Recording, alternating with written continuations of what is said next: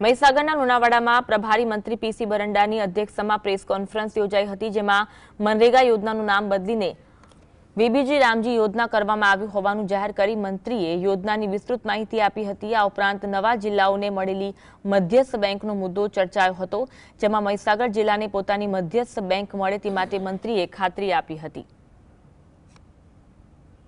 VBG Ramji વિકસિત ભારતના રોજગાર અને આજીવિકા મિશન ગ્રામીણ એ ગ્રામીણ અર્થતંત્રને વેગ આપવા પ્રધાનમંત્રી શ્રી નરેન્દ્રભાઈ મોદી સાહેબના નેતૃત્વ હેઠળ કેન્દ્ર સરકારનો આ દિશામાં એક મહત્વપૂર્ણ પગલું છે।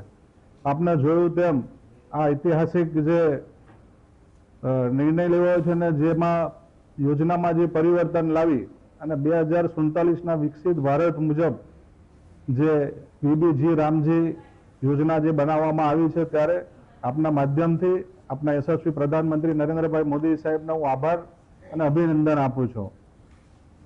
વ્યક્તિ ઉપર યોજના બનાવી હોય એવું બન્યું નથી।